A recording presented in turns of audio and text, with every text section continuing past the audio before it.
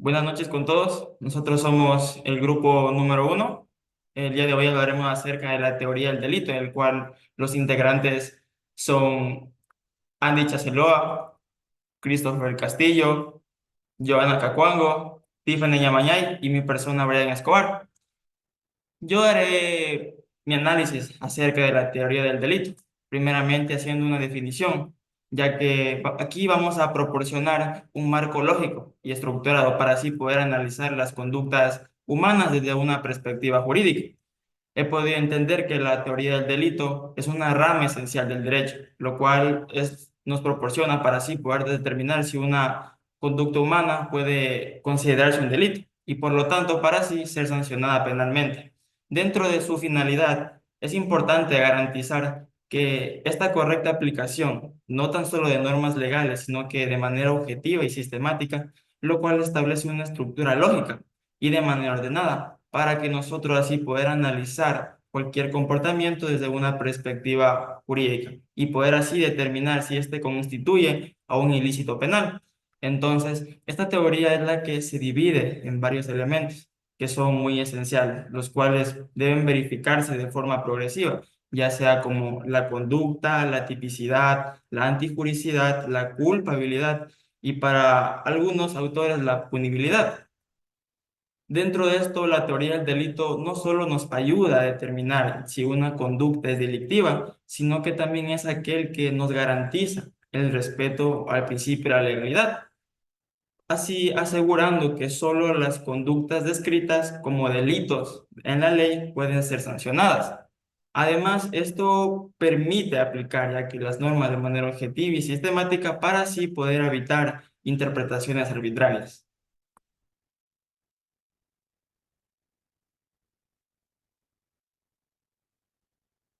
Estructura básica de la teoría del delito, conducta y tipicidad. La teoría del delito es un marco conceptual que permite analizar si una conducta es punible. Hoy nos enfocaremos en dos elementos esenciales que son la conducta y la tipicidad.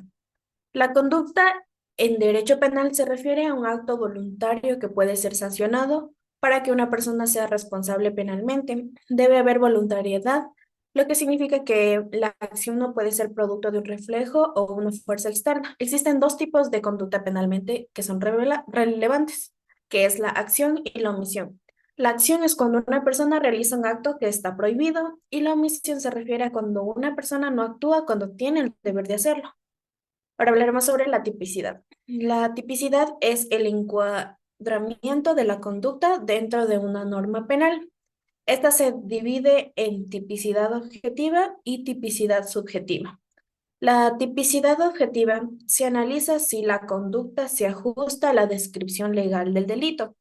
Un ejemplo de esta es tomar algo ajeno sin consentimiento. Es tipicidad objetiva en el delito del hurto. Y la tipicidad subjetiva es la que evalúa la intención o estado mental del autor, ya sea si actuó con dolo, que es decir, con intención, o con culpa, es decir, por negligencia. La teoría del delito permite estructurar el análisis jurídico de una conducta y determinar si es sancionable. La conducta debe ser voluntaria para ser considerable punible, excluyendo actos involuntarios o reflejos, por lo que la tipicidad es esencial para diferenciar entre los actos ilícitos y aquellos que, aunque moralmente cuestionables, no encajen en un tipo penal. Estructura básica de la teoría del delito. Antijuridicidad. La antijuridicidad en derecho penal es la contradicción entre una conducta típica, es decir, aquella que encaja en la descripción legal de un delito, y el ordenamiento jurídico, pudiendo manifestarse de forma formal, simple oposición a la normal, o material, lesión o riesgo a un buen jurídico protegido. No obstante, esta ilicitud puede excluirse mediante causas de justificación que eliminan la antijuridicidad. Entre ellas se encuentran la legítima defensa, que es repeler una agresión ilegítima de manera proporcional, el estado de necesidad, causa un daño menor para evitar uno mayor, el cumplimiento de un deber o ejercicio legítimo de un derecho y el consentimiento del ofendido. También tenemos ejemplos que son legítima defensa, una persona que es atacada en la calle y para repeler la agresión utiliza la fuerza necesaria y proporcional para neutralizar al agresor, sin exceder lo que la situación requiere. Estado de necesidad. Un conductor desvía la trayectoria de su vehículo para evitar un accidente mayor o bien rompe una ventana para rescatar a alguien atrapado en un incendio, causando un daño menor para evitar un mal mayor. Cumplimiento de un deber o ejercicio legítimo de un derecho. Un policía usa la fuerza en forma razonable para detener a un individuo que amenaza con causar daño a terceros durante la detención, actuando conforme a la ley. Y el consentimiento del ofendido en deportes de contacto como el fútbol o el boxeo. Los jugadores aceptan las reglas del juego que implican ciertos riesgos y contacto físico, lo que justifica las acciones que de otro modo podrían considerarse lesivas. Bien. Estructuras básicas de la teoría del delito, la culpabilidad y la punibilidad. Bueno, la culpabilidad es la capacidad del sujeto para ser reprochado penalmente por su conducta siempre que haya actuado con conciencia y voluntad. Implica evaluar si la persona comprende que su acción era ilícita y si tenía la posibilidad real de actuar de manera diferente. La culpabilidad es un principio fundamental del derecho penal, ya que sin ella no se puede imponer una sanción justa. Los elementos esenciales de esto es la impunibilidad. Se refiere a la capacidad del sujeto para entender la ilicitud de su acto y dirigir su comportamiento conforme a la ley. Se excluye que la responsabilidad penal a los menores de edad y a las personas que alteran grave la impunidad grave de sus actos.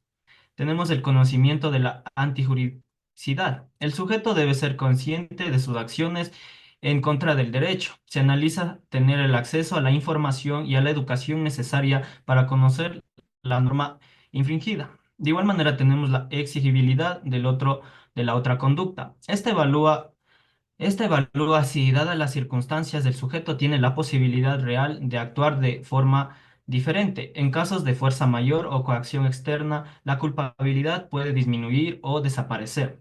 De igual manera, tenemos la punibilidad.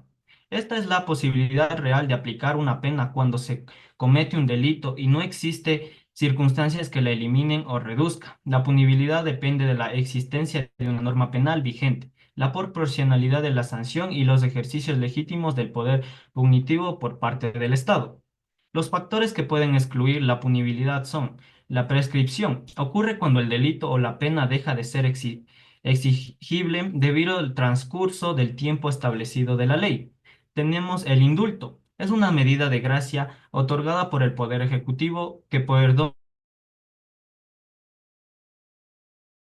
Manera tenemos la amnisticidad. Es un mecanismo legal que extingue la responsabilidad penal de ciertos delitos, generalmente por razones políticas, sociales o de reconocimiento nacional. A diferencia del indulto, la amnisticidad borra los antecedentes del delito. Teoría del delito en relación con el principio de legalidad. La teoría del delito es un conjunto de principios y normas que permiten analizar y determinar si una conducta humana puede ser considerada como delito dentro del marco jurídico. Su finalidad está estrechamente vinculada con el principio de legalidad, el cual establece que nadie puede ser sancionado por una acción u omisión que no esté previamente tipificada como delito en la ley. Esto nos quiere decir que ninguna persona puede ser procesada por un delito el cual no esté tipificado previamente en el marco jurídico. A continuación voy a hablar sobre las finalidades de la teoría del delito. Tenemos 4 puntos. El primero de ellos es garantizar la seguridad jurídica, en donde la teoría del delito permite clasificar y estructurar las conductas ilícitas para evitar interpretaciones arbitrarias del derecho penal. Como segundo punto tenemos determinar la existencia de un delito. Este nos evalúa si una conducta cumple con los elementos esenciales del delito, los cuales son acción, tipicidad, antijuricidad, culpabilidad y punibilidad. Como tercer punto tenemos proteger los derechos fundamentales. Evita que las personas sean condenadas sin un proceso justo y sin una adecuada tipificación del delito. Finalmente tenemos respetar el principio de legalidad, el cual Impide la aplicación de normas penales de manera retroactiva o arbitraria. Se concreta en los siguientes subprincipios. Nulo un crimen sin ley, no hay crimen sin ley. Nula poena sin ley, no hay pena sin ley. Lex previa, la ley debe ser previa al hecho. Y ley de estricta prohibición de interpretación excesiva o analógica en el perjuicio del acusado. Estas finalidades son con el fin de evitar que una persona sea juzgada injustamente por delitos que anteriormente no estén tipificados en el marco jurídico. Como conclusiones tenemos la estructura es en una serie de elementos esenciales y progresivos que deben verificarse para que una conducta se considere delito, incluyendo la conducta, tipicidad, antijuricidad, culpabilidad y punibilidad.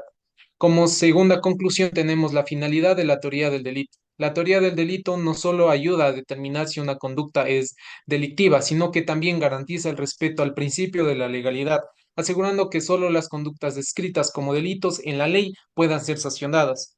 Finalmente tenemos la importancia de la tipicidad. La tipicidad es un elemento crucial que implica que la conducta debe conducir con la descripción de un delito en forma penal, analizando si los elementos del tipo penal están presentes en el caso concreto, incluyendo aspectos objetivos y subjetivos como dolo o la culpa. Para realizar esta investigación nos basamos en las siguientes fuentes bibliográficas, que hablan principalmente sobre el derecho penal y las finalidades del mismo. Muchas gracias por su atención y espero que este video haya sido de su agrado.